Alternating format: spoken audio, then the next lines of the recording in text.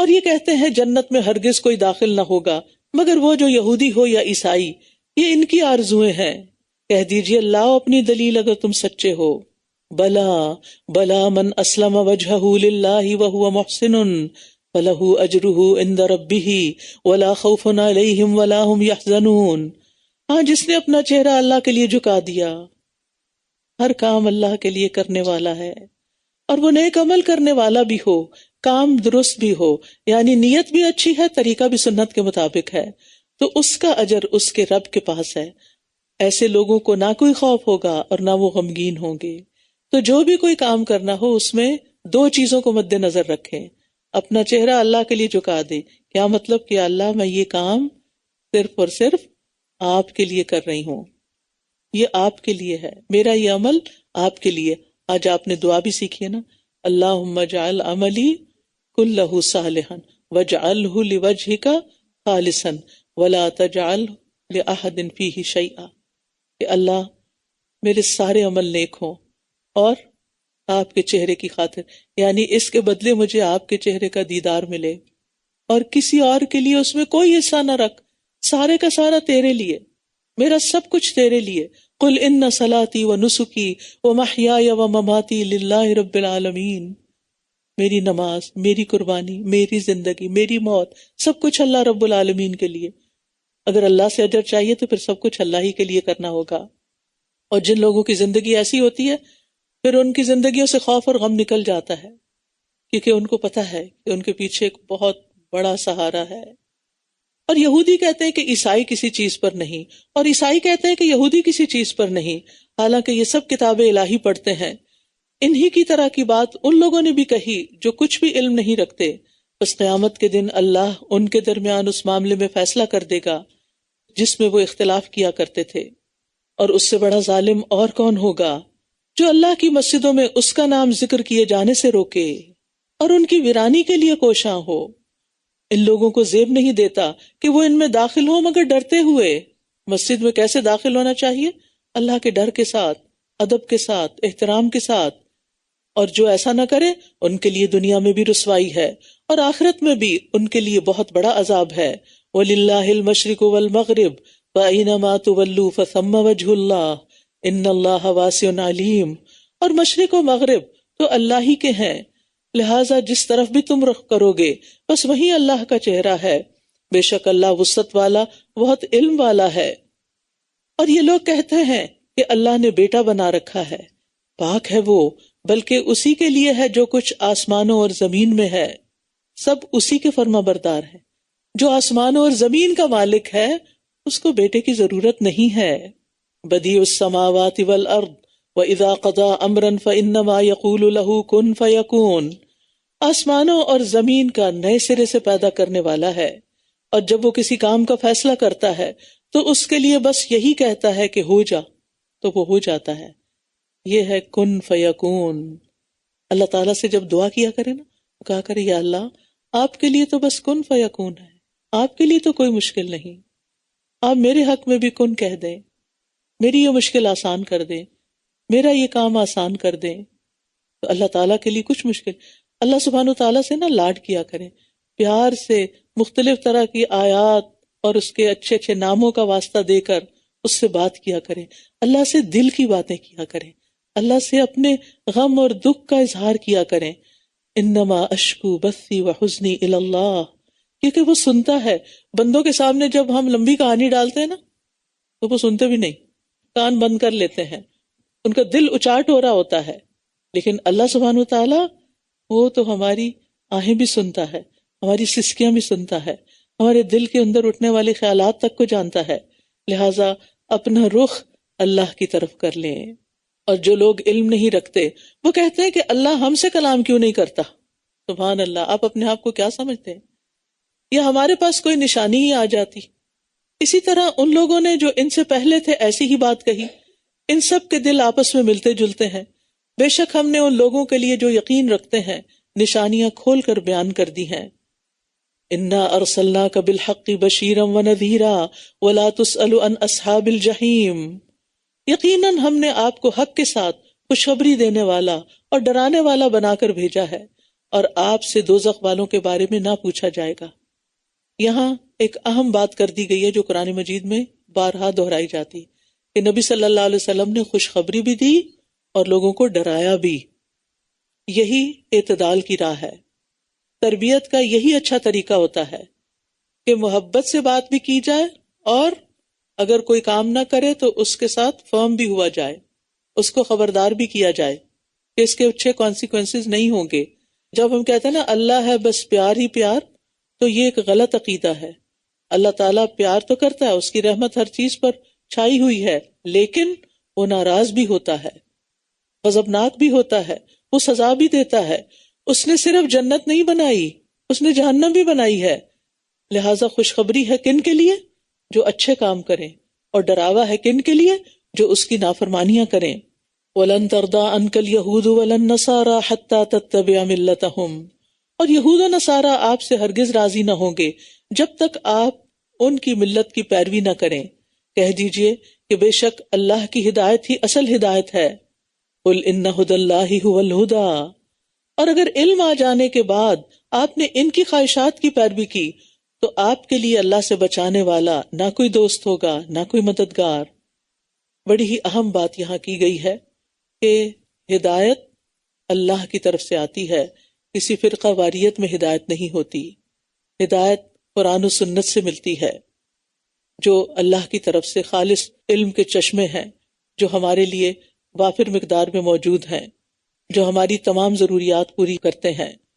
اور اگر کوئی شخص قرآن و سنت کو چھوڑ کر وَلَئِنِ اتَّبَعْتَ أَهْوَاءَهُمْ خواہشات کی پیروی کرتا ہے تو پھر اس کے بھٹک جانے، گمراہ ہونے میں کوئی شک نہیں۔ اللہ سبحانہ تعالیٰ نے کتاب کو بھی محفوظ رکھا، قرآن کی حفاظت کا ذمہ خود لیا، لہٰذا یہ کتاب ہمارے لیے ہدایت کی کتاب کے طور پر موجود ہے، اور نبی صلی اللہ علیہ وسلم کی سنت کو بھی محفوظ کیا۔ اس لیے ان دونوں کو چھوڑ کر کسی اور چیز کی طرف جانے کی ضرورت نہیں، اور اگر گئے تو پھر کوئی اور کہیں سے مدد نہ ملے گی۔ الذین آتیناہم الکتاب یتلونہ حق تلاوتہ اولئک یؤمنون بہ ومن یکفر بہ فاولئک ھم الخاسرون، جن لوگوں کو ہم نے کتاب دی ہے وہ اس کی ویسی ہی تلاوت کرتے ہیں جیسا کہ اس کی تلاوت کرنے کا حق ہے، یہی لوگ اس پر ایمان رکھتے ہیں، اور جو اس کا انکار کریں تو دراصل یہی لوگ خسارہ پانے والے ہیں۔ کتاب پر ایمان لانے کا تقاضا کیا ہے؟ کہ اس کی تلاوت کا حق ادا کیا جائے۔ اور تلاوت کا حق کیسے ادا ہوتا ہے؟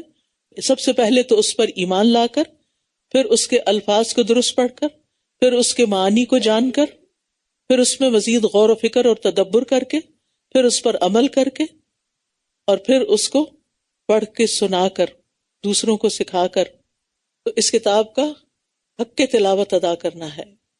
اور جو اس کتاب کا انکار کر دے تو وہ دراصل نقصان اٹھانے والا ہے۔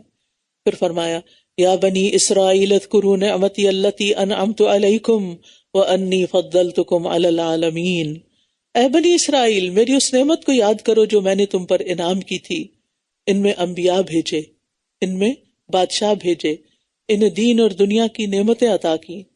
یوسف علیہ السلام ان میں پہلے نبی تھے، یعنی یعقوب علیہ السلام بھی نبی تھے، ان کے والد، اور اس سے پہلے اسحاق علیہ السلام بھی، لیکن یوسف علیہ السلام تھے جن کو اللہ تعالیٰ نے بادشاہت بھی دی تھی اور نبوت بھی عطا کی تھی، اور سب سے آخر میں عیسیٰ علیہ السلام ان کی طرف بھیجے گئے تھے۔ بے شمار انبیاء ان کے پاس آئے، رسول آئے، اور انہوں نے اللہ کا پیغام ان کو پہنچایا۔ یہ اللہ کی بہت بڑی نعمت تھی۔ اور پھر ان کو اللہ تعالیٰ نے دنیاوی نعمتیں بھی بہت دی، صحرائے تیہ میں جو کچھ دیا، من و سلوہ دیا، پانی کا انتظام کیا، وہ سارا ابھی آپ نے اوپر پڑھا ہے۔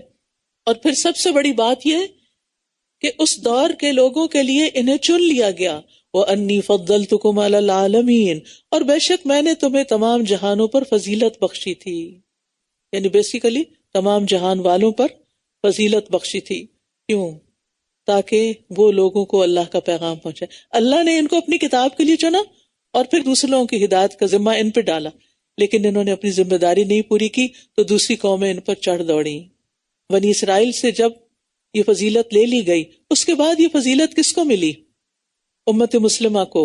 لہٰذا ہماری عزت اور ہماری فضیلت اسی میں ہے کہ ہم اس کتاب پر عمل کرنے والے ہوں اور اس کا پیغام دوسروں تک پہنچانے والے ہوں۔ واتقوا یوما لا تجزی نفس عن نفس شیئا ولا يقبل منها عدل ولا تنفعها شفاعة ولا هم ينصرون، اور اس دن سے ڈرو جب کوئی کسی کے کچھ کام نہ آئے گا اور نہ ہی اس سے کوئی بدلہ قبول کیا جائے گا اور نہ اسے کوئی سفارشی فائدہ دے گی اور نہ ہی وہ مدد دیے جائیں گے۔ وَإِذِ ابْتَلَىٰ إِبْرَاهِيمَ رَبُّهُ بِكَلِمَاتٍ فَأَتَمَّهُنَّ قَالَ إِنِّي جَاعِلُكَ لِلنَّاسِ إِمَامًا قَالَ وَمِن ذُرِّيَّتِي قَالَ لَا يَنَالُ عَهْدِ الظَّالِمِينَ۔ اب ابراہیم علیہ السلام کو ایک رول ماڈل کے طور پر پیش کیا جا رہا ہے کہ تمہارے لیے ان کی ذات میں ایک بہترین نمونہ ہے۔ کیسے تھے ابراہیم علیہ السلام، کیا کیا تھا انہوں نے؟ اور جب ابراہیم کو اس کے رب نے چند باتوں سے آزمایا تو اس نے ان کو پورا کر دکھایا۔ آپ کو یاد ہے نا ان کی آزمائشیں، کہ کس طرح ان کے والدین نے ان کو ڈسون کر دیا، ان کے لیے آگ کا الاؤ تیار کر کے اور اس میں پھینکوایا گیا، پھر ان کو ہجرت کرنی پڑی، پھر اس کے بعد ان کو ایک ظالم بادشاہ سے واسطہ پیش آیا، پھر اس کے بعد جب بہت طویل عرصے کے بعد ان کو بڑھاپے میں بیٹا نصیب ہوا تو بیٹے کو ذبح کرنے کا حکم دیا گیا۔ اس کے علاوہ بھی کئی آزمائشیں تھیں، لیکن ابراہیم علیہ السلام ہر آزمائش میں پورے اترے۔ تو اللہ تعالیٰ نے ان امتحانوں سے گزارنے کے بعد ان کو امامت بخشی۔ اس سے کیا سبق ملتا ہے کہ امامت کے لائق انسان جب ہی ہوتا ہے، لیڈرشپ کے لائق انسان جب ہی ہوتا ہے جب وہ امتحانوں سے گزرتا ہے، جب اس کی اچھی ٹریننگ ہو جاتی، تربیت ہو جاتی ہے۔ تو اس وقت ابراہیم علیہ السلام نے کہا میری اولاد بھی۔ تو آپ خود سوچئے کہ انسان کو جب کوئی نعمت ملتی ہے تو پھر اس کا دل سب سے پہلے کیا ہوتا ہے؟ آپ جب کچھ اچھا کھا رہے ہوتے ہیں تو آپ کا دل کیا ہوتا ہے کہ بچے بھی اچھے کھائیں، بلکہ آپ رکھ دیتے ہیں کہ وہ کھا لیں، چاہے وہ نہ کھائیں اور خراب ہو جائے، نہ آپ کے کام کی نہ ان کے کام کی، لیکن آپ کا دل یہی ہوتا ہے کہ یہ بچوں کو بھی ملے۔ تو ابراہیم علیہ السلام کو جب امامت ملی تو انہوں نے کیا کہا؟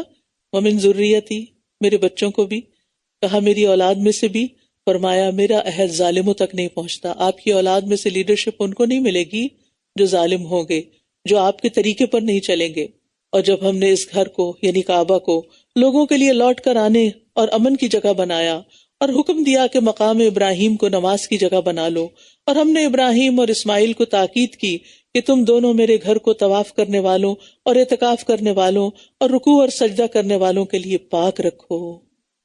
چنے ہوئے پیغمبر ہیں اور انہیں حکم دیا جا رہا ہے کہ بیت اللہ کی صفائی کریں، اس کو صاف رکھیں، شرک سے بھی پاک رکھیں، بتوں سے بھی پاک رکھیں، اور ویسے بھی اس کو صاف ستھرا رکھیں۔ تو اس سے پتہ چلتا ہے کہ عبادت گاہوں کو صاف ستھرا ہونا چاہیے اور ان کی صفائی کا اہتمام کرنا چاہیے۔ آپ کو یاد ہوگی وہ حدیث جس سے پتہ چلتا ہے کہ وہ ایک بلیک وومن تھی جس کا کوئی گھر بار نہیں تھا، ایک بے سہارا خاتون تھی، لیکن اسے مسجد سے محبت تھی، وہ مسجد کی صفائی کیا کرتی تھی۔ ایک دن جب نبی صلی اللہ علیہ وسلم نے اس کو نہیں دیکھا تو اس کے بارے میں انکوائر کیا، پوچھا۔ آپ صلی اللہ علیہ وسلم کی یہ خوبصورت عادت ہے، بہت اچھی سیرت اور سنت ہے کہ جب لوگ نہیں ہوتے تھے آپ کی مجلس میں تو ان کے بارے میں پوچھا کرتے تھے۔ کعب رضی اللہ عنہ بیمار ہو گئے، مسجد میں نہیں تھے تو پوچھا کہاں ہے، پھر خود ان کی عادت کے لیے گئے۔ تو یہاں بھی ہم دیکھتے ہیں کہ وہ عورت جب نظر نہیں آئی تو نبی صلی اللہ علیہ وسلم نے اس کے بارے میں پوچھا، پتہ چلا وہ فوت ہو گئی۔ تو آپ نے فرمایا تم نے مجھے کیوں نہیں بتایا، میں اس کا جنازہ پڑھتا۔ پھر اپنے صحابہ کو لے کر اس کی قبر پر گئے اور اس کا دوبارہ جنازہ پڑھا۔ اتنی کیئر کرنے والے تھے۔ تو اللہ کے دین کی خدمت کا کوئی چھوٹا سا کام بھی ہو، اللہ کی نظر میں وہ بڑا ہوتا ہے اگر اخلاص کے ساتھ کیا جائے، محبت کے ساتھ کیا جائے۔ تو چھوٹی چھوٹی نیکیاں ہمیں چھوٹی نہیں لگنی چاہیے۔ ہمیں نہیں پتا کون سی نیکی کب کام آ جائے اور ہماری بخشش ہو جائے، ہمیں بس نیکیوں کا حریص ہونا چاہیے۔ وَإِذْ قَالَ إِبْرَاهِيمُ رَبِّ اجْعَلْ هَٰذَا بَلَدًا آمِنًا، اور جب ابراہیم علیہ السلام نے کہا اے میرے رب اس جگہ کو ایک پرامن شہر بنا دے۔ امن بہت بڑی نعمت ہے۔ کتنے سمجھدار انسان تھے کہ اس شہر کو بسایا، مکہ کے شہر کو، اور اس کے لیے امن کی دعا مانگی۔ وَارْزُقْ أَهْلَهُ مِنَ الثَّمَرَاتِ مَنْ آمَنَ مِنْهُمْ بِاللَّهِ وَالْيَوْمِ الْآخِرِ، اور اس کے رہنے والوں میں سے جو اللہ اور یوم آخرت پر ایمان لائیں ان کو پھلوں سے رزق عطا فرما۔ دوسری چیز رزق مانگا، فرمایا اور جس نے کفر کیا میں اس کو بھی تھوڑا سا فائدہ دوں گا، پھر اس کو آگ کے عذاب کی طرف دھکیل لے جاؤں گا اور وہ لوٹنے کی بری جگہ ہے۔ تو اللہ تعالیٰ صاف صاف بتا رہے ہیں کہ اگر اطاعت گزار نہیں ہوگے تو پیغمبر کی اولاد ہوتے ہوئے بھی، خلیل اللہ کی اولاد ہوتے ہوئے بھی، اللہ کے محبوب کی اولاد ہوتے ہوئے بھی کچھ کام نہیں آئے گا۔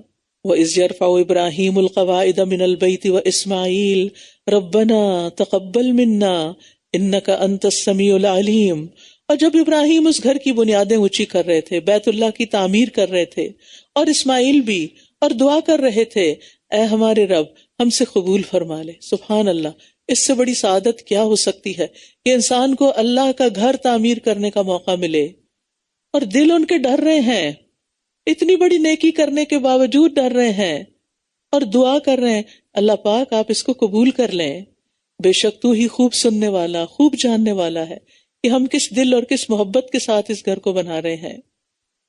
اور پھر خوب دعائیں کر رہے ہیں، ربنا وجعلنا مسلمین لک ومن ذریتنا امۃ مسلمۃ لک وارنا مناسکنا وتب علینا انک انت التواب الرحیم۔ اے ہمارے رب، اور ہم دونوں کو اپنا فرما بردار بنا لے، اللہ ہمیں اپنا اطاعت گزار بنا لے، اور ہماری اولاد میں سے بھی ایسی امت اٹھا جو تیری فرما بردار ہو، اور ہمیں ہماری عبادت کے طریقے دکھا اور ہماری توبہ قبول فرما، بے شک تو بہت توبہ قبول کرنے والا، نہایت رحم کرنے والا ہے۔ اس سے کیا پتہ چلتا ہے کہ اللہ کی عبادت کرتے ہوئے دعائیں بھی مانگنی چاہیے، نیکی کے کام کرتے ہوئے اللہ سے فریادیں بھی کرنی چاہیے، کیونکہ اللہ سبحانہ وتعالیٰ اس سے ناراض ہوتا ہے جو اس سے مانگتا نہیں۔ روزے کی حالت میں خوب خوب دعائیں کرنی ہے، رات کا قیام کرتے ہوئے، نماز کے اندر بھی، جیسے اتحیات پڑھ کر، درود شریف پڑھ کر جتنی چاہے دعائیں مانگے، سجدے میں دعائیں مانگے، اور نمازوں کے بعد بھی، اور سحری کے وقت بھی، اور عام دنوں میں بھی۔ آپ جب گھر سے نکلتے ہیں، قرآن کی مجلس کے لیے آ رہے ہیں، اللہ کے دین کے لیے آ رہے ہیں، دین سیکھنے کے لیے آ رہے ہیں، اور طالب علموں کے راستے میں تو رشتے پر بچھاتے ہیں، ان سے محبت کرتے ہیں، ان کو گھیر لیتے ہیں، ان پہ سکینت اترتی ہے، تو آپ ساتھ ساتھ کیا کریں؟ اللہ سے باتیں کرتے ہوئے آیا کریں، دعائیں مانگتے ہوئے آیا کریں۔ یہ دعاؤں کی قبولیت کے اوقات ہوتے ہیں۔ ابراہیم علیہ السلام نے جتنی دعائیں مانگی سب قبول ہوئیں، اور یہاں کیا مانگ رہے ہیں کہ ہمیں اپنا فرما بردار بنا۔ کبھی ہم نے بھی یہ دعا کی کہ اللہ ہمیں اپنا فرما بردار بنا لے؟ کتنی دفعہ یہ دعا کرتے ہیں کہ اللہ ہماری اولاد کو اپنا فرما بردار بنا لے؟ یہ دعا اپنی دعا میں شامل کر لیں کہ اللہ ہمارے بچوں کو اپنا فرما بردار بنا لے، اور ہمیں ہماری عبادت کے طریقے سکھا۔ ہمیں تیری صحیح طرح عبادت کرنی نہیں آتی، ہمیں اس کا علم عطا کر، ہمیں وہ طریقے سکھا اور ہمیں دکھا۔ یہاں ارنا کا لفظ خاص توجہ کا حامل ہے کہ صرف کتاب پڑھ کے طریقہ نہیں آتا، استاد کی ضرورت ہوتی ہے۔ اسی لیے نبی صلی اللہ علیہ وسلم کے پاس جبریل علیہ السلام نے آ کر نماز پڑھنے کا باقاعدہ طریقہ بتایا، یعنی آپ صلی اللہ علیہ وسلم کے سامنے ڈیمونسٹریٹ کیا، اوقات بھی بتائے اور طریقہ بھی بتایا کہ رکوع کیسے کرنا ہے، سجدہ کیسے کرنا ہے، کہاں کیا پڑھنا ہے، یہ ساری چیزیں سکھائی گئی آپ کو۔ اور پھر آخر میں اللہ تعالیٰ کی 2 صفات کا ذکر کرتے ہیں۔ اللہ پاک آپ تواب بھی ہیں، رحیم بھی ہیں۔ تواب جو توبہ کرنے والوں پر مسلسل مہربان ہوتا رہتا ہے، گناہ کرنے والوں کے گناہ معاف کر دیتا ہے۔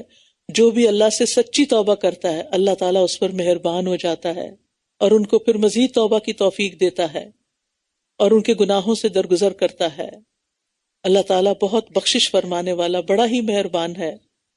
اللہ تعالیٰ فرماتے ہیں قُلْ يَا عِبَادِيَ الَّذِينَ أَسْرَفُوا عَلَىٰ أَنفُسِهِمْ لَا تَقْنَطُوا مِن رَحْمَةِ اللَّهِ إِنَّ اللَّهَ يَغْفِرُ الذُّنُوبَ جَمِيعًا إِنَّهُ هُوَ الْغَفُورُ الرَّحِيمُ۔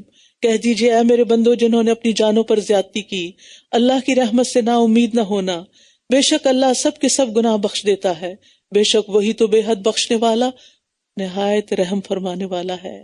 اس لیے ہم میں سے کوئی بھی مایوس نہ ہو، جتنے بھی بڑے گناہ ہوں، جتنے بھی زیادہ ہوں، سب معاف ہو جائیں گے، بس ضرورت اس بات کی کہ اس کی طرف لوٹ آئیں اور پھر گناہوں کی طرف نہ لوٹیں۔ اللہ تعالیٰ دن اور رات توبہ قبول کرنے والا ہے۔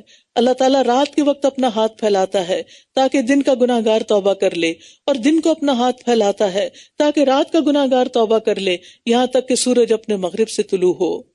پھر مزید دعائیں مانگتے ہیں ابراہیم علیہ السلام، ربنا وابعث فیہم رسولا منہم یتلو علیہم آیاتک ویعلمہم الکتاب والحکمہ ویزکیہم انک انت العزیز الحکیم۔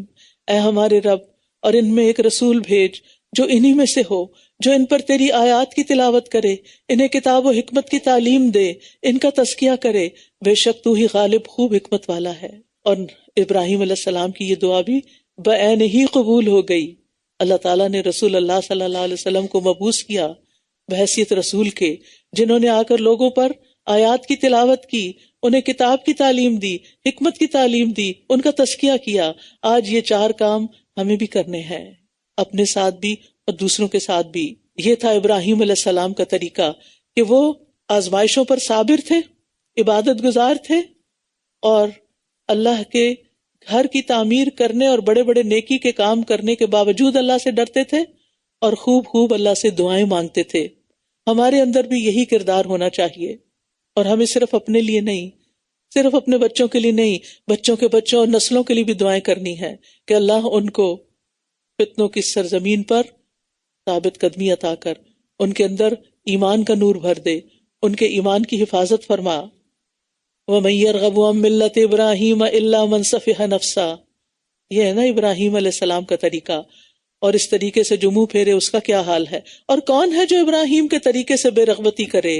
اس طریقے کو کون چھوڑے گا سوائے اس کے جس نے خود کو حماقت میں مبتلا کر لیا ہو، اور ہم نے اس کو دنیا میں بھی چن لیا تھا، اور یقیناً آخرت میں بھی وہ ضرور صالحین میں سے ہوگا۔ اللہ نے ابراہیم علیہ السلام کو دنیا اور آخرت کی بھلائیاں نصیب کر دیں۔ اذ قال له ربه اسلم قال اسلمت لرب العالمین، جب اس کے رب نے اس سے فرمایا فرما بردار ہو جا، تو اس نے کہا میں تمام جہانوں کے رب کے لیے فرما بردار ہو گیا۔ سارے جہان اللہ کے آگے جھکے ہوئے ہیں، سب اس کی عبادت کرتے ہیں، سب اس کے آگے سجدہ ریز ہیں، سب اس کی تسبیح کرتے ہیں، سب اس کے بتائے ہوئے طریقے پر چلتے ہیں، تو میں بھی اسی طریقے پر چلوں گا جو رب کا بتایا ہوا ہے۔ ابراہیم علیہ السلام نے فوراً ہی اپنا آپ اللہ کے سپرد کر دیا، اسلمت لرب العالمین۔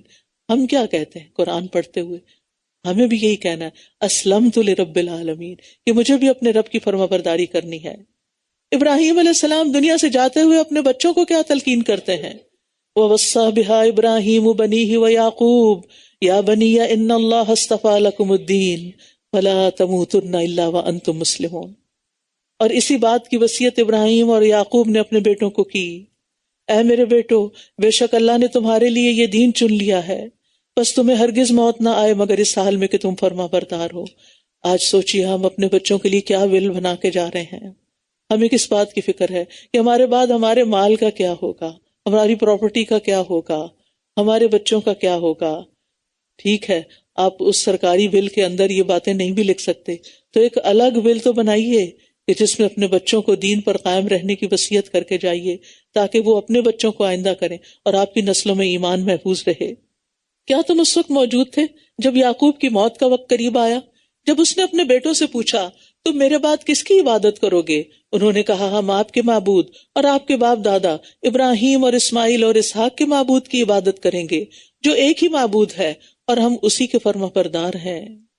وَنَحْنُ لَهُ مُسْلِمُونَ تِلْكَ أُمَّةٌ قَدْ خَلَتْ لَهَا مَا كَسَبَتْ وَلَكُمْ مَا كَسَبْتُمْ وَلَا تُسْأَلُونَ عَمَّا كَانُوا يَعْمَلُونَ۔ وہ ایک جماعت تھی جو گزر چکی، جو اس نے کمایا اسی کا ہے، اور جو تم نے کمایا تمہارے لیے ہے، اور تم سے ان اعمال کے بارے میں سوال نہیں کیا جائے گا جو کچھ وہ کیا کرتے تھے۔ ان کے اعمال کی ذمہ داری ان پر، اور ہمارے اعمال کی ذمہ داری ہم پر۔ اور یہ کہتے ہیں تم یہودی یا عیسائی ہو جاؤ تو ہدایت پا جاؤ گے، کہہ دیجئے بلکہ ہم تو ابراہیم کا دین اختیار کریں گے جو یکسو تھے اور مشرکین میں سے نہ تھے۔ قولو، تم سب کہو ہم اللہ پر ایمان لائے اور اس پر جو ہماری طرف نازل کیا گیا، اور اس پر بھی جو ابراہیم اور اسماعیل اور اسحاق اور یعقوب اور اس کی اولاد کی طرف نازل کیا گیا، اور جو موسیٰ اور عیسیٰ کو دیا گیا، اور جو تمام انبیاء کو ان کے رب کی طرف سے دیا گیا، ہم ان میں سے کسی ایک کے درمیان کچھ بھی فرق نہیں کرتے، اور ہم اسی کے فرما بردار ہیں۔ قرآن کا بعض حصہ بعض کی تفسیر ہے، وہ جو شروع میں ہم نے پڑھا نا، الذین یؤمنون بما انزل الیک وما انزل من قبل، یہ اس کی تفصیل ہے۔ وَإِنْ آمَنُوا بِمِثْلِ مَا آمَنْتُمْ بِهِ فَقَدْ اهْتَدَوْا، پھر اگر یہ بھی اسی طرح ایمان لائیں جیسے تم ایمان لائے اور جیسے صحابہ ایمان لائے تو یقیناً یہ ہدایت پا گئے، اور اگر یہ منہ پھیر لیں تو بے شک یہ مخالفت پر تل گئے ہیں۔ پسند قریب ان کے مقابلے میں اللہ آپ کو کافی ہو جائے گا، اور وہ خوب سننے والا خوب جاننے والا، یعنی آپ ان کی مخالفت کی پرواہ نہ کریں. صبغۃ اللہ، اللہ کا رنگ. ومن احسن من اللہ صبغہ ونحن له عابدون. اللہ کا رنگ یعنی دین اختیار کرو، اور اللہ سے بہتر رنگ کس کا ہو سکتا ہے، اور ہم تو صرف اسی کی عبادت کرتے ہیں. پہلے فرمایا وَنَحْنُ لَهُ مُسْلِمُونَ، یہاں فرمایا وَنَحْنُ لَهُ عَابِدُونَ. کہہ دیجئے کیا تم اللہ کے بارے میں ہم سے جھگڑتے ہو، حالانکہ وہی ہمارا اور تمہارا رب ہے، اور ہمارے لیے ہمارے اعمال اور تمہارے لیے تمہارے اعمال ہیں، اور ہم تو اسی کے لیے مخلص ہیں. اب فرمایا وَنَحْنُ لَهُ مخلصون، تو ہمیں کیا کرنا ہے؟ مسلمون، عابدون، مخلصون. پہلے اپنا آپ سرنڈر کر دینا ہے، پھر اس کی عبادت کرنی ہے، اور عبادت میں اپنے آپ کو اللہ کے لیے خالص کرنا ہے. کیا تم کہتے ہو کہ ابراہیم اور اسماعیل اور اسحاق اور یعقوب اور اس کی اولاد یہودی تھے یا عیسائی؟ کہہ دیجئے کیا تم زیادہ جانتے ہو یا اللہ؟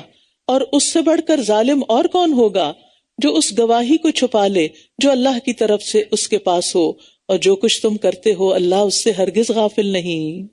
تلک امۃ قد خلت لہا ما کسبت وَلَكُمْ مَا كَسَبْتُمْ وَلَا تُسْأَلُونَ عَمَّا كَانُوا يَعْمَلُونَ. یہ ایک جماعت تھی جو گزر چکی، جو اس نے کمایا اسی کا ہے، اور جو تم نے کمایا تمہارے لیے ہے، اور تم سے اس کے بارے میں سوال نہیں کیا جائے گا جو کچھ وہ کیا کرتے تھے. جو انہوں نے کیا وہ ان سے پوچھا جائے گا. بہت سے لوگ تاریخی واقعات کو موضوع بحث بنا کر آپس میں لڑتے جھگڑتے رہتے ہیں، کسی کو گالیاں دیتے ہیں، کسی کی بہت زیادہ تعریف کرتے ہیں. ہمیں ایسے معاملات میں خاموش رہنا چاہیے. جو ہو چکا تو ہو چکا، جو گزر گیا تو گزر گیا. انہوں نے جو کیا ہم سے نہیں پوچھا جائے گا. ہم سے یہ نہیں پوچھا جائے گا کہ تم نے فلاں کو گالی کیوں نہیں دی تھی، اور ہم سے یہ نہیں پوچھا جائے گا کہ تم نے فلاں کی مدح میں زمین آسمان کے کلابے کیوں نہیں ملائے تھے. اور یہاں بھی آپ دیکھیں کہ جو آخر میں بات کہی گئی وہ کیا ہے؟ اللہ کا رنگ اور صحابہ جیسا ایمان. ٹھیک ہے، اللہ کا رنگ، صحابہ جیسا ایمان. لہذا اسی کی ہم نے کوشش کرنی ہے، اور اسی کے لیے ہم نے قرآن پڑھنا ہے تاکہ ہمارے اوپر بھی اللہ کا رنگ آ جائے. اور اللہ سے بڑھ کر رنگ کس کا اچھا ہے؟